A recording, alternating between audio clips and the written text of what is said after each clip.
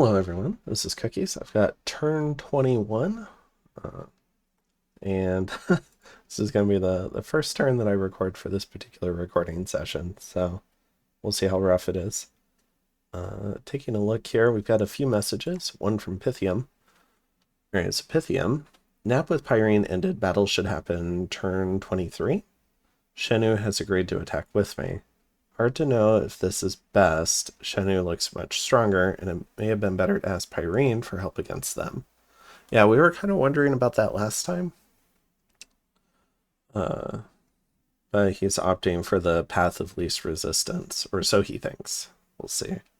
However, this way is the lowest risk, and with Machaka still unresolved, gives me the best chance to brace myself if he comes back for me after pushing Yes underwater. I'm a bit concerned how I'll line up versus the Emerald Knights. I think I will rely on mage power, but in big battles may not have enough body ethereal. We shall see. Next up, Agartha.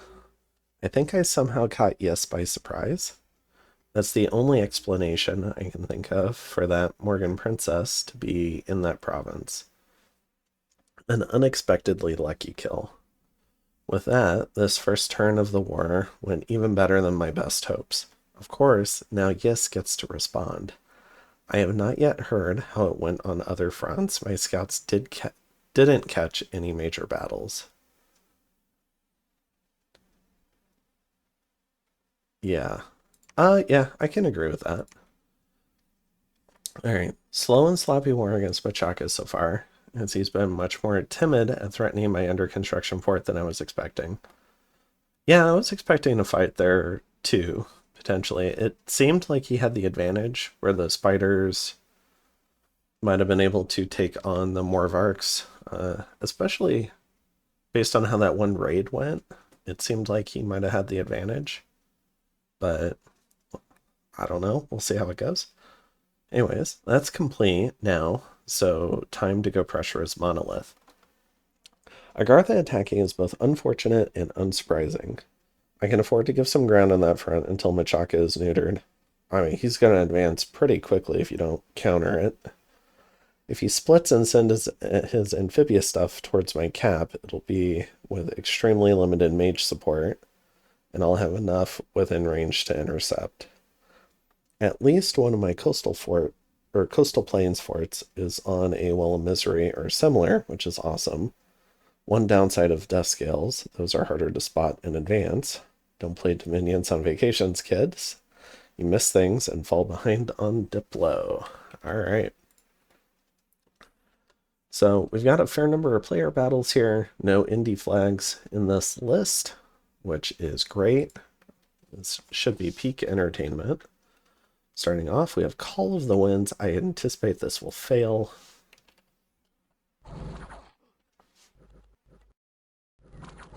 And we're in what I consider to be the fun part of the game. I know a lot of people love expansion and love studying expansion and looking at expansion, but I just find it really boring.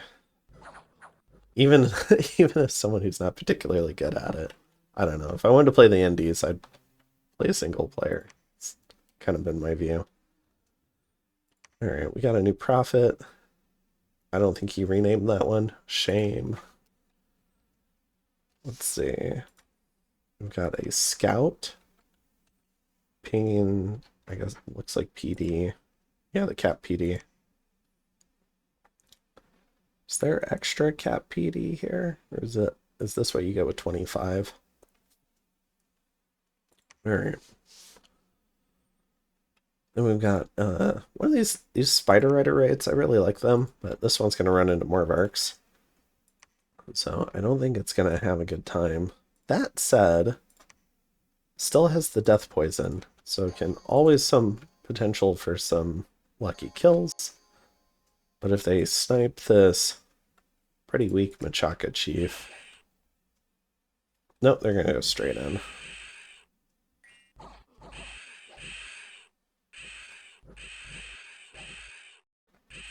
A couple of the webs I think landed. They're kind of hard to see, but you can see it here.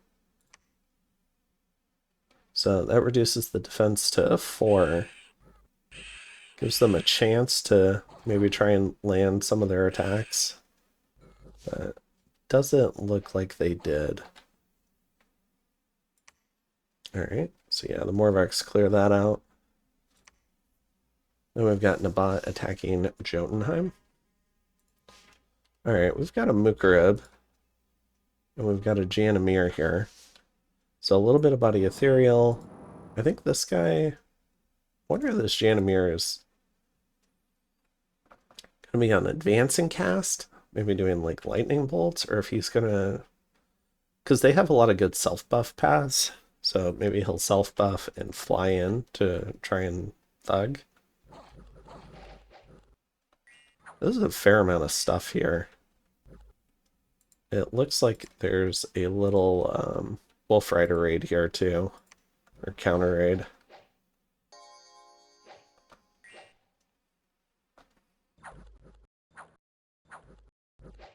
Let's see what this guy did.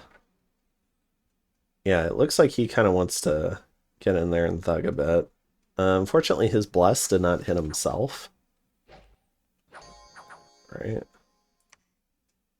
Yeah, so he's not blessed.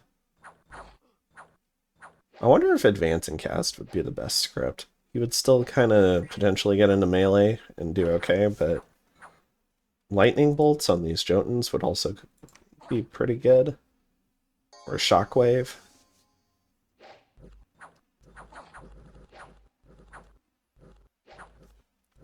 This front line might get overwhelmed. It does have Buddy Ethereal on it, though. Speed this up just a little bit. The camels are running. I thought that was a shake. Alright.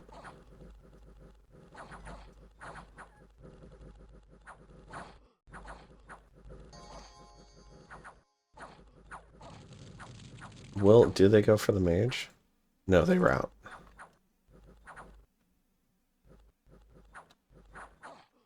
Ooh. It looks like they were getting close to having a critical mass. A lot of these giants are really weak too. So, I think Nabat dodged a fair number of casualties. Oh, except it was all PD. Alright, so it's just the Wolf Riders and a few Veti. So this raid kind of got wrecked. Which are these guys? 15 gold? So he loses 75 plus 35. What was that, like 110? Then kills. Alright, similar gold cost lost. Comes out slightly ahead, although with the PD's help. Alright. Next up, we've got Might Marsh.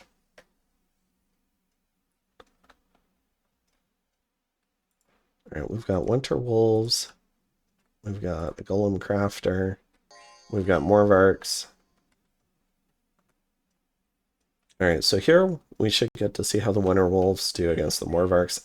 I think the Winter Wolves would do a little bit better if they filled in, maybe?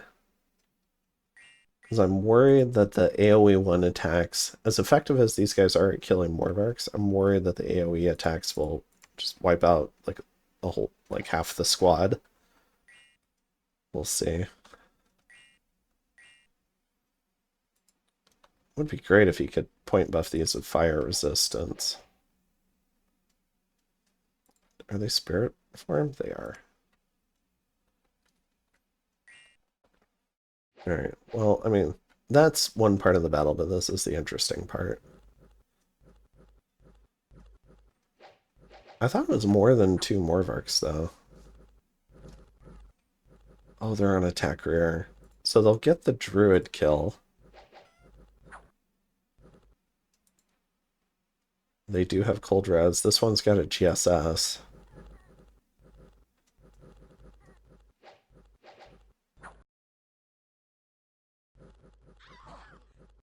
They get one. Not the GSS one, though.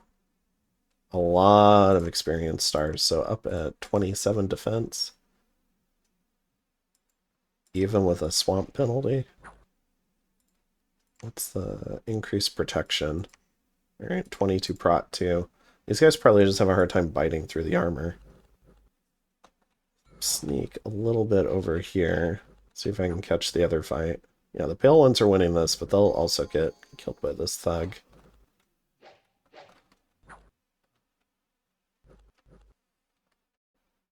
As long as she does not rout, should be okay.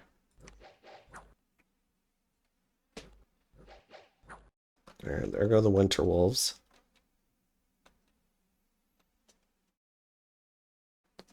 The Agarthans know what's up, so they're running.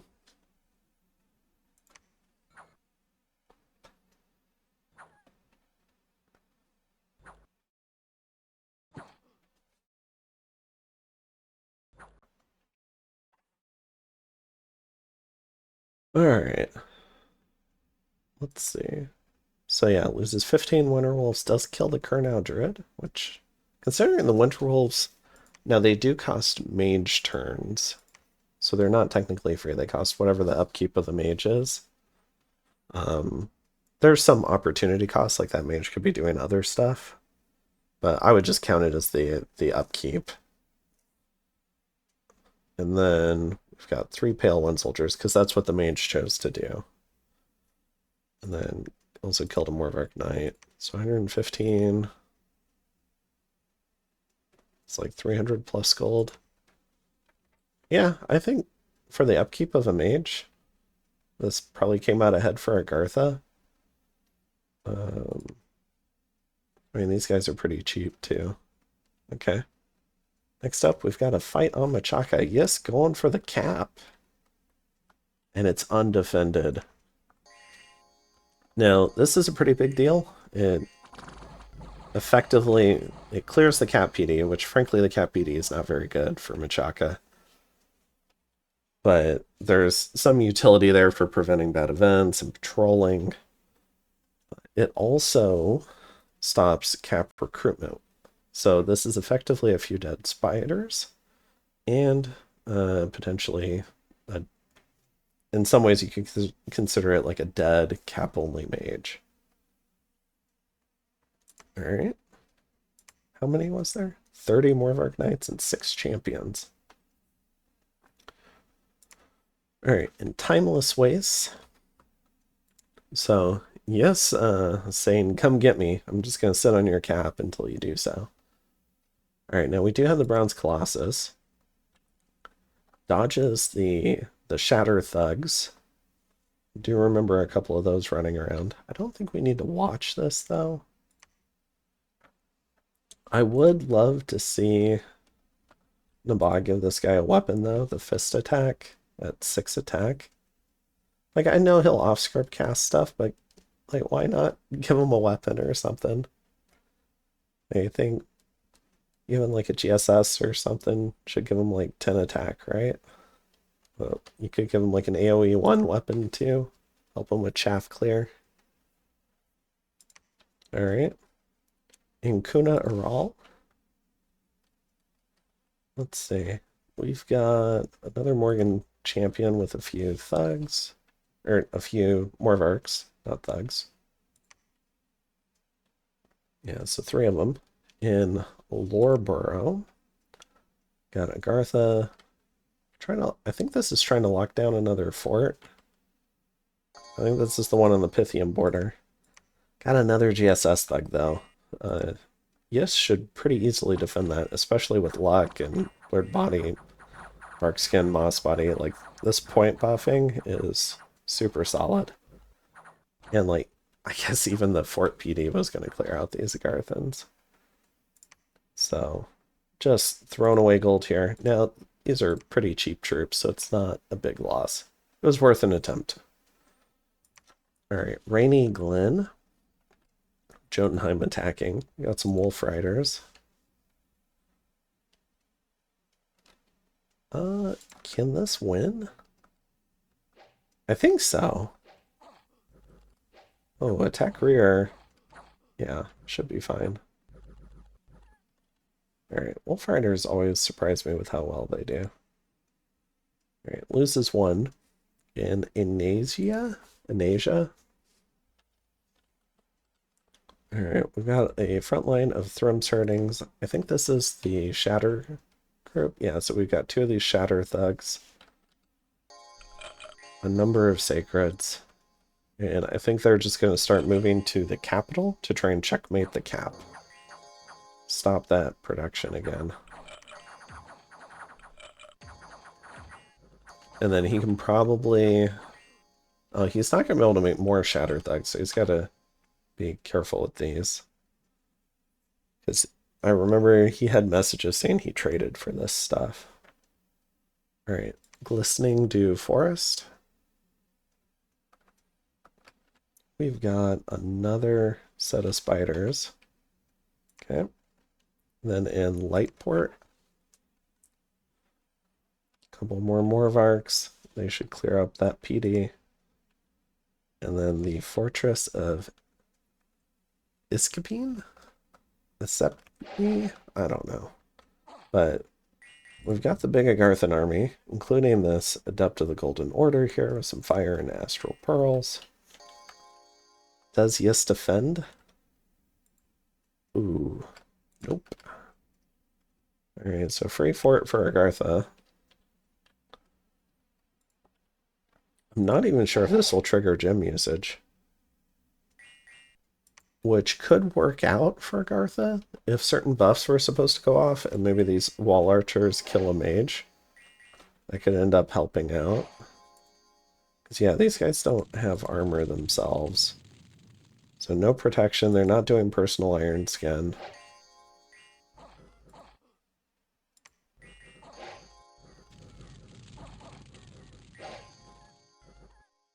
So one of them almost died. Yeah, it was this guy. I guess they do have, was it Enchanted Blood? But is a little bit risky. Oh, we're starting to spend gems. All right. So I think what this is there's this AI behavior where it'll determine that the opponent does not warrant gem usage. And then after a certain number of rounds, say like 10 rounds here, if the enemy is not routed, it'll start triggering gem usage. So rather than getting the spells you might have wanted with gem usage, now you get like elementals and other crap as they blow all their gems on stuff that you didn't necessarily want. It would be nice if Ilwinter maybe, if you're going to have this round 10 thing, maybe just have the mages run through the script and give the actual buffs you scripted. I don't see why there's any reason why they would just default to random other behavior. Just have them run through the script if they're going to go ahead and burn gems like this. But yeah, so all that's left are the pearls now on these mages. So another pretty annoying AI behavior, but Agartha is going to get the fort, so he's not going to complain too much. Does lose an... Oh, I guess he is going to lose an Adept of the Golden Order, though. So that's 320 gold, and it's a slow to recruit mage, because he has not forted that province. Like, super slow, 4 turns to recruit. So a little bit irreplaceable. Might have been good to add some armor or a shield to those guys. Maybe do some iron skin buffing, just to try and get their protection up a bit. Alright. Then we got some barbs here. Okay. So let's go ahead and check out the map. I don't see any action in the caves.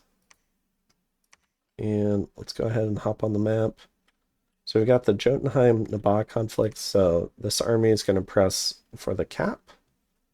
Nabha is finally getting around to cleaning up some of the back lines. He took Timeless Waste here. I do wonder if maybe there's another Smasher Thug in Kunal. We'll have to see. But this army is going to try and lock down the cap again. Now, theoretically, Nabha can try to do, I think, an all-in defense. I think this guy should be able to make it. I think all these troops should be able to make it. Even these camel riders can probably make it all the way back. They have really good map move.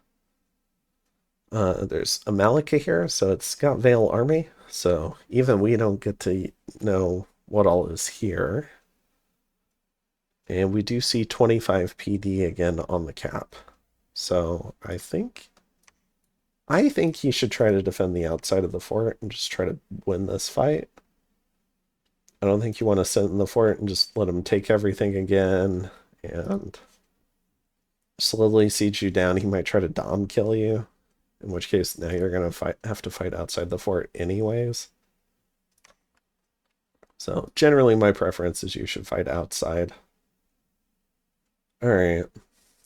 And then with Yes and Machaka getting outplayed a bit here. I don't know. I think he's uncomfortable trying to go after this stack. Probably because of how some of the raids have went. Maybe he's tested the army engagement. And so, but now Yes is on his cap. And a Hellblessed Machaka with no cap, no second fort. I think they're pretty much out of the game here, unless they can kill this Morvark army here. On the flip side, Yes is losing a fair amount of ground here. I think that the Agartha premise is pretty solid, where he can siege and take forts quickly, as Yes is going to struggle to take them back. So I do think that's fairly true. Now, Morvarks probably do have decent siege strength, just because they're cavalry, and for whatever reason in Dominion 6 cavalry have amazing siege strength because you get the rider, so 1.4, and the animal, so 2.3. So they're actually 3.7. So you probably don't need a tremendous number of them to crack 200 wall integrity. But with a bunch of Agarthans stashed inside, it could definitely get pretty hard pretty quick. Alright, he does have a new adept. He might try to move that in, but I think this army will reload on gems and try to make a move on Osenrad here and siege this down and take this. If he's able to lock down this fort and get this, then he'll probably be in pretty good shape. And maybe a new army could try and go over here and take Loreborough. I mean, yes, it's going to buy time because he's got a lot of fortifications here, but I think these forts are going to start disappearing pretty quickly if he gives Agartha too much time. Agartha is really good at sieging, and there's a new army forming in the cap. All right, and then for Oceania, oh my gosh, he just found a kelp fortress right on the border. So he's got this fort, he's got this fort. So in terms of fortifications, enemies are closing in on Yes in some respects. He's got an army here, army here. I don't know why, though. Oh, is he gonna go just run through the cave? Interesting. I thought he would try and take this throne, and it would be a great throne for Oceania. I think he should have taken this throne. It's a very neutral play. Then you could move back here, and then you can run through the cave if you want, and you can raid here and raid here. You can also build a bunch of troops and raid out from these forts. You could still do a pretty good alpha strike and take that throne, in my opinion. So I disagree with just sitting here with an army for so long, unless he doesn't think he can take the throne. But I don't see why he couldn't. All right, and then pretty soon here, in 3 turns, we're going to have a war against Pyrene. So you can see the Pythium troops mobilizing. You can see the Shinyama troops mobilizing. So this is going to be real rough for Pyrene. Already small, and 2 neighbors are going to split even these meager spoils. I do wonder if it would have been better for one of them to just take, offer Pyrene the alliance, maybe take the 2v1 on someone with more spoils. You're already going to be ahead of Pyrene. And then you can Diplo, Malice, Pyrene in the mid-game and probably still build a coalition to go kill them without too many problems. So, but I understand Pythium wanting to just take the easier route too. and Shinyu. It's just, what are they gonna get? Like, let's say Pythium gets these 5. Pyrene's got a little bit of caves. So let's say they each get 2 of the caves. And so 5, 5. Yeah, so each side's looking at maybe getting 7 provinces in a first war, with maybe the potential upside of getting one of Pyrene's forts or their cap. Just doesn't seem like a lot of spoils. But we'll see how it goes. And I think that's all the columns, isn't it? Yeah. So I'll go ahead. Let's see, we're 25 minutes in. Do I want to try? I think I'll stop here. I know this one was probably a little bit slower, but I'm just getting rolling. So I'll do turn 22 in a next episode, and we'll go ahead and stop here. But before I go, I can give you guys some graphs. So we've got Shinyu out in first. Irene is growing. They're now bigger than Oceania, so they haven't been idle. Nearly as big as Jotunheim. All right, then we've got a bunch of forts converging here, so a bunch of nations tied on the forts graph. Shenhu and Pythium really leading in income. Machaka is down in the dumpsters, especially without their cap. So all they've got is partial cap income, so that's why they've got the little bit that they do. Gem income is Agartha, Shenhu, and Yis in the top 3. Blood income, Shenhu's doing a little, which is funny. Research, we've got Machaka and Oceania. Dominion, we've got Pythium. Army size, we've got Shenhu. And here we've got ascension points. Yeah, this is a huge graph. So Pyrene's going to have to deal with 2 larger armies. So 2 of the top 3 largest armies in the game going for this smallest prize in the game. But they're trying to minimize risk, and we'll see if that works out for them. And I think that's it for this one. So I'll go ahead and see you guys in the next one. Have a good one. Bye.